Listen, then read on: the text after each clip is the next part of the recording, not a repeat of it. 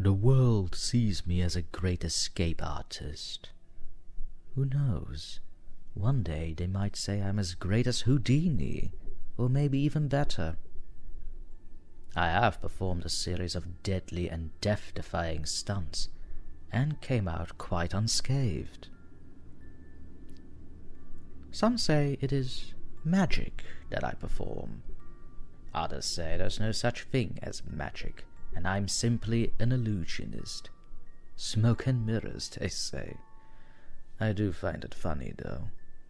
How do smoke and mirrors explain me being stuffed in a box and stabbed through 50 times with steel swords, like a pincushion, only to have me appear on the other side of the stage without a single scratch on my person? How was it possible for me to be locked in an iron cage with over 10 different locks and dropped into the ocean, then materializing among the audience without even a drop of water on my body? Or being put in a magic box and sawed into pieces and still appearing alive and well, and most importantly, whole after the show? It wasn't an illusion. People only term such things they cannot explain as magic or fake. Do you believe it was magic? Are you another one of those doubters? Would you like me to explain how I do it? Sorry, but a magician never reveals his secrets. Lucky for you, I'm neither a magician nor an illusionist. I am a scientist, and all scientists want to share their work with the world. The only reason I appear unscathed at the end of each performance is simply that I didn't. I don't escape each show intact. In fact, I actually die in each performance. I am a scientist and inventor, and I created a teleportation device. It works, but there is a problem with it. Instead of transporting the subject to a new location, it creates a copy and sends it to its desired location. I needed funds to complete my invention, so, with my device, I joined a traveling carnival as an escape artist. In each stunt, I die, but a copy of me is created, along with all my memories and traits, a complete, identical copy of me, and sent to a new location, making it look like I escaped death. It is a really good plan, and I'm actually making a ton of money. In a few more shows, I will have made enough to finish my research and perfect my device. But now a second problem has presented itself. There's only so much I can get rid of, and I am starting to run out of hiding places to stash all of my original bodies.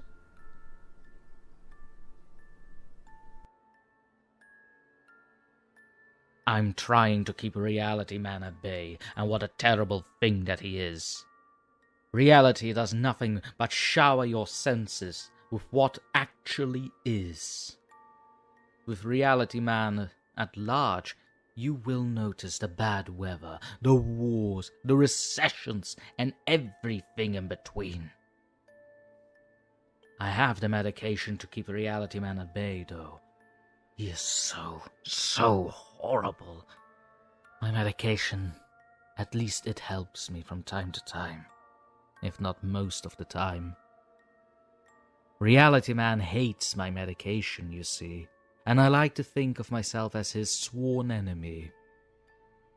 To wake up every day with Reality Man in your face, now that is a terrible thing to wake up to.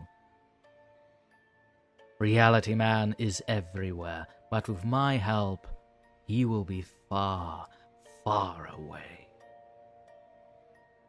I can hear you thinking, What exactly do I mean with help? Well, let's take Jennifer for example.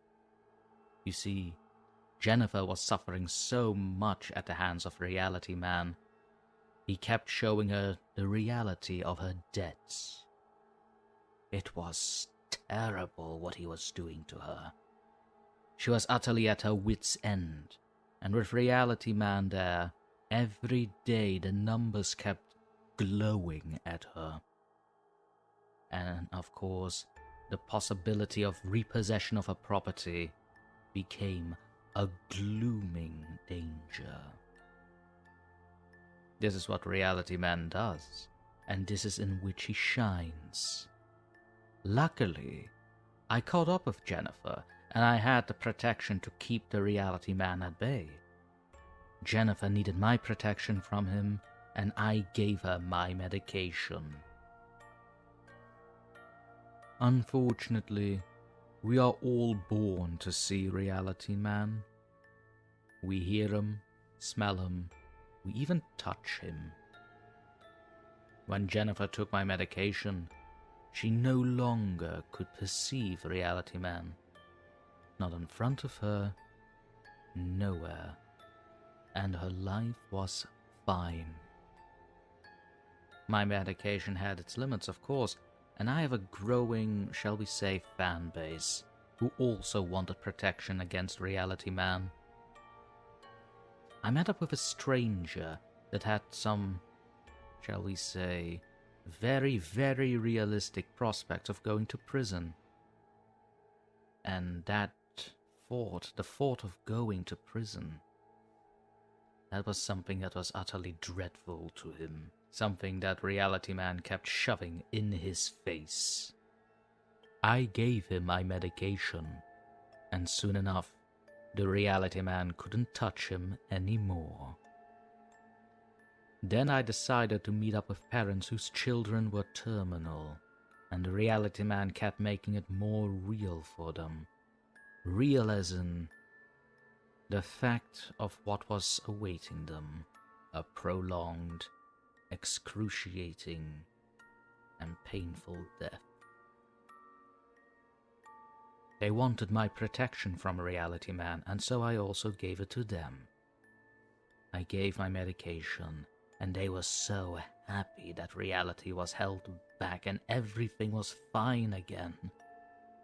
You see, Reality Man loves shoving it right into your face about what your reality is and will be, and he has a sadistic joy to it. I see people in all sorts of situations having to face the bastard, and I help them deal with reality as well. But recently the tables have turned, however. As I'm telling you this, I am facing Reality Man myself, and this time I don't have my medication with me. The officers kept telling me that I'm going to jail for selling heroin to people in desperate situations. I should best keep Reality Man at bay by taking my own medication. Maybe something more permanent this time.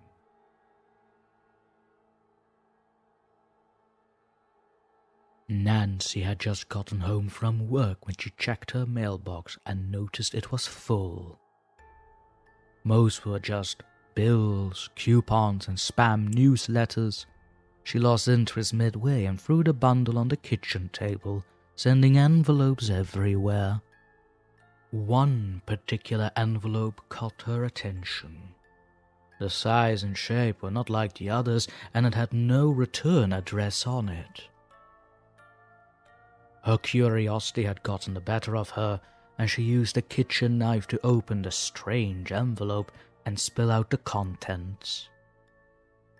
It contained only a single piece of oxblood red paper. She turned the paper over, scrutinized each side, looking for a message or writing of any kind. But the paper was blank. She thought it was a prank and and was not at all amused. She huffed as she tossed a piece of paper onto the counter and left the kitchen. The paper landed on the counter and began to fold itself into a 6-inch tall Origami Demon. It laughed a tiny mischievous laugh and ran after Nancy. It caught up to her and sank its paper fangs into her ankle.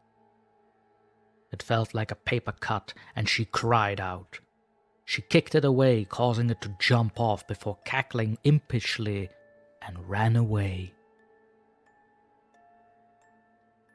It was then that Nancy realized what this letter was all about. It was a prank, a revenge prank, of course. But she couldn't understand why anyone would want revenge against someone like her. She thought herself to be better than the average person, and so was incapable of offending others. Sure, she did make mistakes and piss people off from time to time, but they were only minor issues. Such as the time when she called the police on her neighbor when their baby shower music had been too loud. Or when she sprayed her prize hibiscus with chemicals because the neighbor's dog liked playing in them. The chemicals she used had killed the dog, but that wasn't her fault. It was her yard and her flowers, so she could do whatever she wanted. She searched the house for the little demon when she heard a crash coming from the living room. She ran into the room to see it had knocked over a priceless antique vase. It laughed as it ran back into the kitchen. She followed it and saw it throwing food items from the pantry. It was making such a big mess on the floor. So Nancy snuck up behind it and caught it by the horns, and quickly tore it into pieces before it could bite her again. Satisfied, she swept up the pieces and threw them into the trash. That night, as she slept, she heard a familiar, tiny, mischievous laughter. Her eyes flew open to see that the torn pieces of paper had folded themselves into a dozen tiny paper demons. They were standing on her bed, holding a kitchen knife into their little paper hands, as if it were a medieval battering ram. Before she could react, they stabbed the knife into her throat.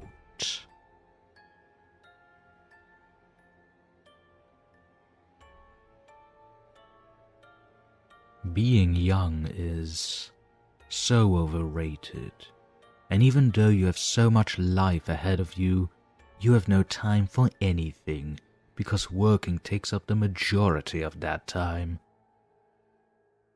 Then there is the other problem of constant rising debts and no money to pay for it. And lest we forget the constant drudgery of everyday life and the constant fear of other horrible things happening to you. Mental health is at an all-time low, and the constant thinking of what's the point of everything, it makes being young so overrated. I see so many young people, dumb as a kite, taking every drug on the planet, but yet everyone says, oh, but they're young. Just because someone is young doesn't mean it's some kind of an advantage or even that they have potential. Then one day I saw an older person using a mobile phone. I had that person in my eye's view for a while now. I went towards them, and I demanded that they tell me where the fountain of old age was.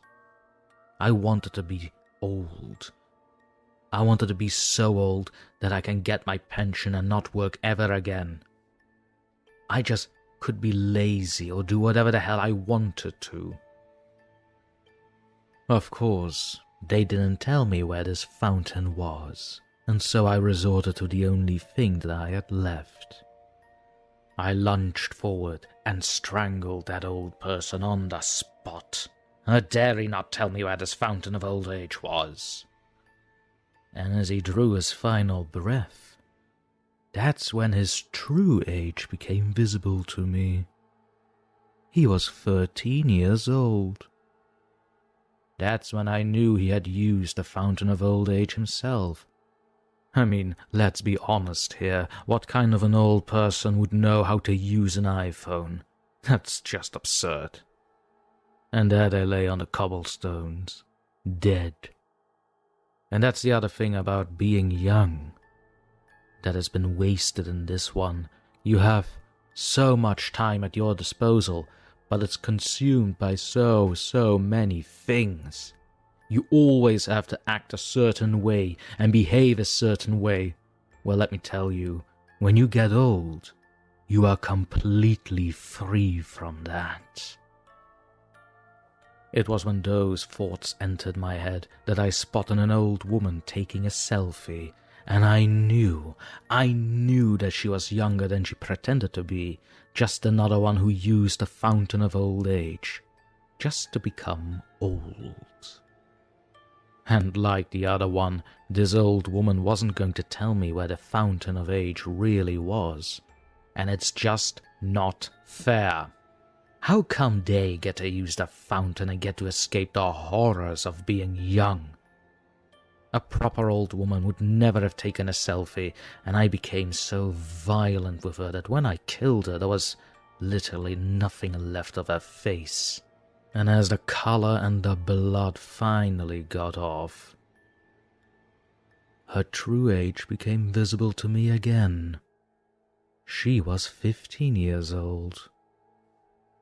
For some reason, I can tell when someone is truly old, or if they have cheated and used the fountain.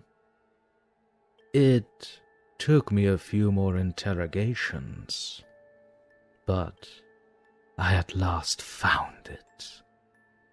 And I must confess that right then and there, my envious side got the better of me. And out of that envy, mixed with the anger I harbored for so long, I've been putting drips of the fountain of old age into older people's drinks. Apparently that has the reverse effect, and now I just sit and watch as they scream in horror that they've become young again. Because let's be honest, it is a horror to be young in this day and age.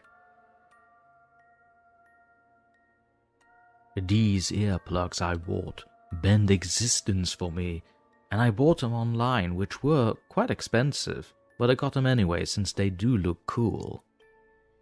As soon as I put them on, I was instantly in another world and nothing could bother me. I used to think there were no differences between headphones and musical earplugs, but now I can experience they are truly different. I was in disbelief just how much different these music earplugs changed my life, and I was so glad to have them. I didn't have any anxiety towards the public anymore. These earplugs, they're magical. Then, not long after, the earplugs started to change my physical body. I could feel my bones bending and my organs moving around. Even my blood was sloshing about outside of me, and this change to my physical body really made things so abnormal. These earplugs were really changing my existence, and I really liked it. My body shape had changed into something else, my normal day had changed to something else, and it felt so good. I cannot imagine even anyone taking these changes into their existence, because it's not for the faint of heart, for my body to change with my existence. But, rather unfortunately, for my body to change with its new existence, I of course had to feel some pain as well. My very mind had to change, and I started getting flashbacks of my past, hearing some ringing sensation. I can see so many colors, millions at the same time. I couldn't believe what these music earplugs that I just bought from Amazon. I just couldn't believe that they could do all these things. My mind is changing. More outwardly I was dreaming, and reality was infused in these dreams. Just experiencing all this gave me such pleasure, as I knew I had changed, and my existence changed with it. I didn't want to go back. As all of this was happening, I didn't have a worry at all.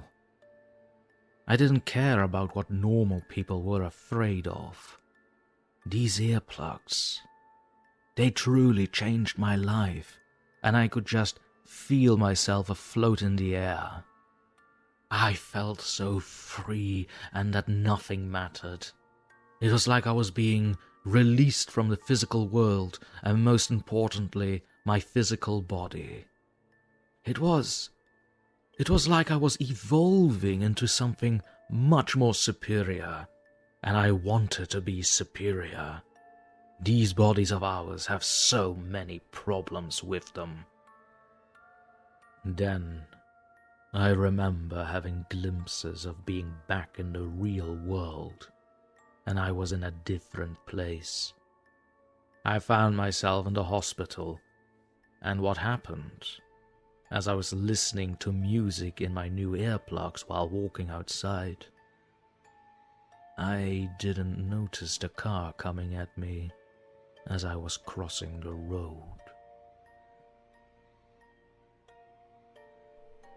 And so we've come to the end of our narration today. I hope you've enjoyed this particular story a lot, and please do consider to like, comment, and eventually subscribe if you feel particularly wonderful today. Don't forget to have a look at the description, as there you will find a link to this particular story and also to their creator, who I can promise you has much more work under their belt if you want to read more. And on this final note, I'd also want to invite you to have a look at our Patreon page, which you will also find down in the description.